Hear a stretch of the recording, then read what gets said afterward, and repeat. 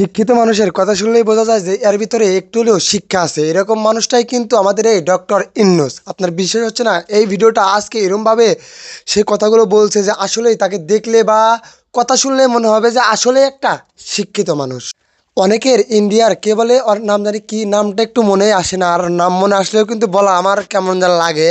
ওই মুদি কাকা নাকি, মুদি যে চা বেচতো না, সে নাকি দেশের মন্ত্রী হয়েছে। আরে ডক্টর ইন্নুস ও যে ওর ভিতরে যে যতটুকু পড়াশোনা আছে অতটুকু 100 ভাগের 1 ভাগও পরিমাণ নাই সেই মুদির। অথচ সেই মুদি আজকে বাংলাদেশের বিপক্ষে হাজার হাজার মন্তব্য করে থাকে এবং মসজিদ ভাঙতেছে। আসলেই কি এগুলো বিষয় মানা যায়? আরে ভাই, মানবেনটা কেমনে বলেন? মানবেনটা কেমনে? একের পর এক প্রতারক করে গেছে ওই মোদি।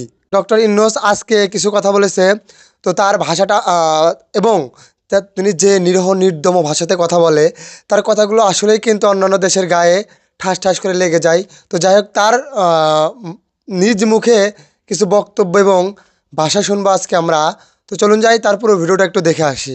আমি যখন সেপ্টেম্বরে জাতিসংঘের সাধারণ পরিষদের অধিবেশনে যোগ দিই, সে সময় মার্কিন যুক্তরাষ্ট্র, European Union, Canada, Italy, Holland, জাতিসংঘের মহাসচিব সহ বিশ্বের অনেক দেশের সরকার প্রধানের সঙ্গে আমার বৈঠক করার সুযোগ হয়। তারা স্বতঃস্ফূর্তভাবে আমাদের প্রতি সর্বাত্মক সহযোগিতা প্রদানের অঙ্গীকার ব্যক্ত করেছেন। নেপাল, মালদ্বীপ, পাকিস্তান সহ প্রতিবেশী বেশ কয়েকটি দেশের সরকার প্রধানের সঙ্গে আমার বৈঠক হয়েছে।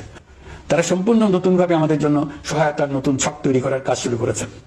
যেসব রাষ্ট্রদূত দিল্লিতে অফিস করেন, তারা দিল্লি থেকে এসে দেখা করে গেছে। ইউরোপিয়ান ইউনিয়নের 20 দেশের 20 জন রাষ্ট্রদূত দিল্লিতে থাকেন, 7 দেশের 7 রাষ্ট্রদূত ঢাকায় আছেন।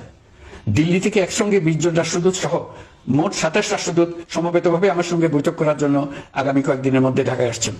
আগে কখনো ইউরোপিয়ান ইউনিয়নের 27 জন রাষ্ট্রদূত একত্র হয়ে সরকারের সঙ্গে আলোচনায় বসেনি।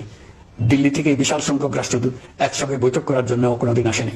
এবার এই কাজটি করার পেছনে আছে ইউরোপিয়ান ইউনিয়নের সমর্থন প্রকাশ করা এবং অর্থনৈতিক ক্ষেত্রে উচ্চ পর্যায়ের সহযোগিতা গড়ে তোলা। ইতিমধ্যে আমার সঙ্গে দেখা করেছেন সৌদি আরব, সংযুক্ত আরব আমিরাত, ব্রাজিল, তুরস্ক, রাশিয়া, ফিনল্যান্ড, সিঙ্গাপুর, লিবিয়া সহ অনেক দেশের রাষ্ট্রদূত। দ্বিপাক্ষিক নানা সহযোগিতা সহ বাণিজ্য বিনিয়োগ বৃদ্ধির আশ্বাস তারা দিয়েছেন। বিশ্বের রাষ্ট্রপুঞ্জের মজলিসে আমরা এখন সম্মানিত এবং প্রশংসিত দেশের অবস্থানে পৌঁছতে পেরেছি। এর কারণে পরাজিত শক্তি নানা কৌশল করেও তাদের দিকে দৃষ্টি আকর্ষণ করতে পারছে না। তারা নানা চেহারা নিয়ে আপনাদের প্রিয়পাত্র হওয়ার চেষ্টা করছে। পরাজিত শক্তির ষড়যন্ত্র থেকে নিজেকে মুক্ত রাখুন, দেশকে মুক্ত রাখুন। বিপক্ষ শক্তি যত শক্তিশালী হোক, নাশকতার যত রকম উদ্ভট পরিকল্পনাই করুক, সবকিছু নস্যাৎ করার জন্য প্রস্তুত থাকুন। এবার যে মুক্তি আমরা অর্জন করেছি তা আমাদের কাছ থেকে কেউ যেন ছিনিয়ে নিতে না পারে, তার জন্য সর্বমুহূর্তে প্রস্তুত থাকুন।